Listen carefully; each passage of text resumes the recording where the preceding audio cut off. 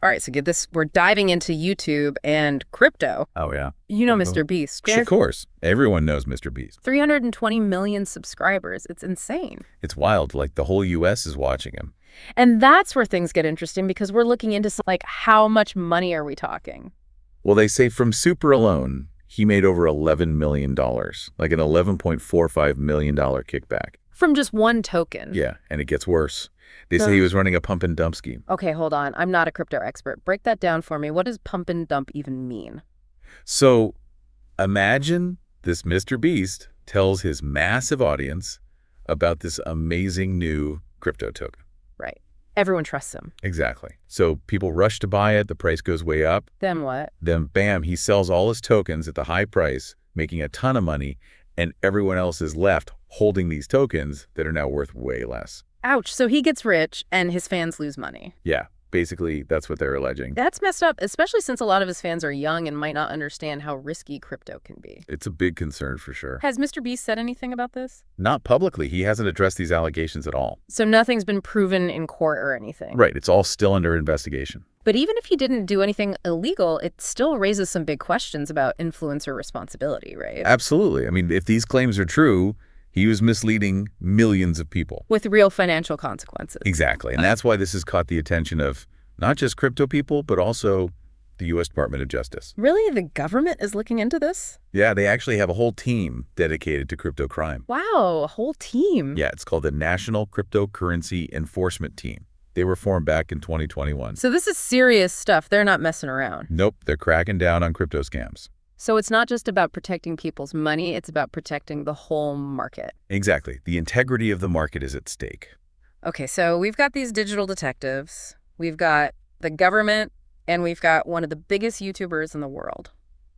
This is a lot to unpack. It is. Where do we even begin? Let's start with how they even connected all these crypto wallets to MrBeast in the first place. Okay, so they use this technique called shared deposit address analysis. Shared deposit address. It's actually pretty clever. It's like a way to link different wallets together. Okay, I'm listening. So say you have two wallets, right? Got it. If they both receive money from the same source on the same day, that creates a shared deposit address link. Ah, so if they can link one wallet to MrBeast, then any other wallets with that same shared address could be his too. Right, exactly. It's like a digital fingerprint. So that's how they found over 50 wallets linked to him. Yeah, according to the investigation. Wow, 50 wallets. That's crazy. It is. And they say one of those wallets got a $100,000 investment in Superfarm. Yeah, I've heard of that. So they allege that $100,000 turned into $7.5 million for MrBeast. Wait, what, a 7.5 million from 100,000? Yeah, that's what they're claiming. That sounds like a lot even for crypto. It is a massive game, Yeah. and that's why people are suspicious. Was it legit, or was there something shady going on? That's what we're trying to figure out. And this is where it gets important for you, the listener. Yeah. This case shows why you need to be so careful with crypto, especially with influencer promotions. So just because MrBeast or some other big YouTuber says it's a good investment doesn't mean I should buy it. Exactly. You got to do your own research and be careful who you trust. We'll talk more about that in the next part of our deep dive. Sounds good. Welcome back to our deep dive. Back into the world of MrBeast and crypto. I don't know about you, but my head is spinning a little bit. Yeah, it's a lot to take in. Shared deposit addresses, pump, and dumps millions of dollars. It's wild. It is a lot, but it's really fascinating. You know, it is. We're not just talking about one YouTuber. We're talking about the whole landscape of crypto and influencers and how it all works. Absolutely. It's like a case study in how this new world operates. You know, I was thinking about those shared deposit addresses. Yeah. It seems like a clever way to connect wallets. But couldn't there be other explanations for why two wallets would receive funds from the same place? That's a really good point. Yeah. You have to remember, correlation doesn't equal causation. Meaning, just because two wallets got money from the same exchange doesn't automatically mean they belong to the same person? Exactly. There could be perfectly legitimate reasons for that. Like what? Well, think about it. What if MrBeast is working with another creator on a project? Okay. They might use a shared wallet to manage the money for that project, and that would show up as a shared deposit address. Ah, I see. So it's not a smoking gun. Right. It's a clue, but it's not the whole story. Investigators would need more evidence to prove anything. So they need to connect those dots, find more pieces of the puzzle. Exactly. And speaking of patterns, they also looked at the timing of MrBeast's videos and his trades. Oh, interesting. So like when he was buying and selling these tokens. Yeah, they claim that in some cases he bought a bunch of a token right before making a video about it and then sold after the price went up. So he was hyping it up to his audience and then cashing out? That's the allegation, and that's what's raising red flags about market manipulation. It does seem kind of shady, like he was profiting from the hype he created. Right, and that's where the ethical questions come in. Did he know this was risky? Was he misleading his followers? Especially since a lot of them are young and maybe not that experienced with investing. It's a big responsibility to have that kind of influence over people. Imagine being a teenager and losing all your savings because you trusted your favorite YouTuber. That's a scary thought, and it's why this case is so important. It's about trust and responsibility. So how do we fix this? How do we prevent this from happening again and again? That's the big question. We've talked about regulations, but those take time. What can we do right now? Yeah, what can people do to protect themselves? Well, I think a lot of it comes down to personal responsibility. What do you mean? I mean, we can't just blindly trust everything we see online, especially when it comes to money. So be skeptical, do your research, don't just follow the hype. Exactly. And don't be afraid to ask questions if something sounds too good to be true. It probably is. That's good advice. And I think influencers have a role to play here too. Yeah. Oh, absolutely. They have a huge platform. They could use it to educate their followers. Instead of just promoting the next big thing, they could teach people about responsible investing. Exactly. They could provide resources, link to educational websites, encourage people to think critically. I like that. Empower your audience to make smart decisions. That's how we build a more sustainable crypto ecosystem. Okay, so we've got individual responsibility influencers stepping up and regulations in the long term. But what about the platforms themselves? Yeah, YouTube, Twitter, they have a responsibility too. To police this kind of stuff. Exactly. They need to be more proactive about taking down scams and misinformation. They need to be faster, better at spotting these things. And more transparent about their policies, how they enforce the rules. It sounds like everyone needs to step up their game. It's a shared responsibility for sure. You know, this case with MrBeast is just one example of a much bigger trend. Oh, absolutely. This is happening all over the internet. Influencers and crypto are intersecting everywhere. And it's creating all sorts of challenges and ethical dilemmas. It's like the Wild West out there. Everyone's trying to figure out the rules. And as crypto becomes more mainstream, the stakes just get higher. Exactly. More people are getting involved, more money is at stake. So it's more important than ever to talk about these issues. To raise awareness and find solutions. Absolutely. That's what we're trying to do here. Speaking of solutions, you sent me some info about YouTube investigators. Yeah, they're fascinating. Tell me more. Who are these people? Basically, they're YouTubers who dedicate their channels to exposing crypto scams. Wait, so they're like digital detectives on YouTube? Exactly. They often have a tech background, they understand the blockchain, and they use their skills to dig into the data and find the bad guys.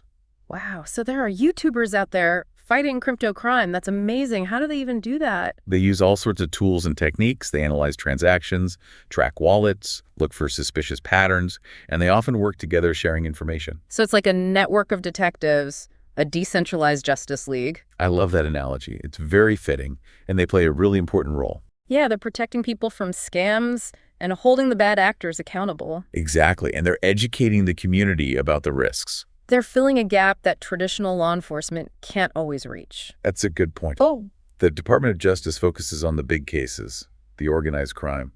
But these YouTubers can go after the smaller scams that might slip through the cracks. Exactly. It's a really interesting development. It's like crowdsource justice. Power to the people. It shows how technology can empower individuals to make a difference.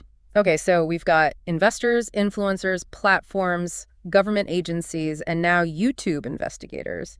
It's a lot to keep track of. It is. It's a whole ecosystem. But let's bring it back down to earth for a second. What does all this mean for the average person? That's the key question. What's the takeaway for our listener? Yeah, what can they do to protect themselves in this wild world of crypto? Well, I think the most important thing is to be skeptical. Don't believe everything you hear. Especially when it comes to money. Exactly. Do your research, read reviews, look for independent analysis, and if something sounds too good to be true, it probably is. Like if someone promises you'll get rich quick. Run the other way. Those are usually scams. And don't be afraid to ask for help. Yeah, if you're not sure about something, talk to someone you trust who knows more about crypto. So be skeptical, do your research, and ask questions. And don't let FOMO, that fear of missing out, cloud your judgment. FOMO is a powerful force. It is. But remember, crypto is still a new and evolving space. There will be ups and downs, there will be scams, but there's also a lot of potential for good. For innovation and for creating a more decentralized financial system. Exactly. So don't get discouraged. There's a lot to be excited about. That's a good reminder. So as we head into the final part of our deep dive, I want to leave our listeners with a question. Good. If influencer marketing and crypto are here to stay, what safeguards can we put in place to protect both investors and the market itself? That's a great question, and it's one we'll continue to explore in the next part of our deep dive, where we'll delve even deeper into the implications of this case and what it means for the future of crypto. Back again for our final part. Let's wrap up this deep dive into MrBeast and crypto.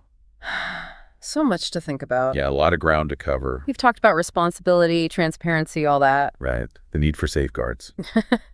But are there any actual rules in place right now to protect people from these shady crypto promotions? Well, some platforms have policies, against scams and misleading content. Like YouTube and Twitter. Exactly. But the problem is enforcement. It's not always consistent. Yeah, it's tough. They're always playing catch up. New scams pop up all the time. Like whack-a-mole. Exactly. So it really comes down to personal responsibility, Being smart about what you see online. Right. Especially when it comes to money. Don't just trust anyone. Do your research. Trust but verify. Exactly. And remember that old saying, if it sounds too good to be true? It probably is. Probably is. So be wary of those promises of easy money.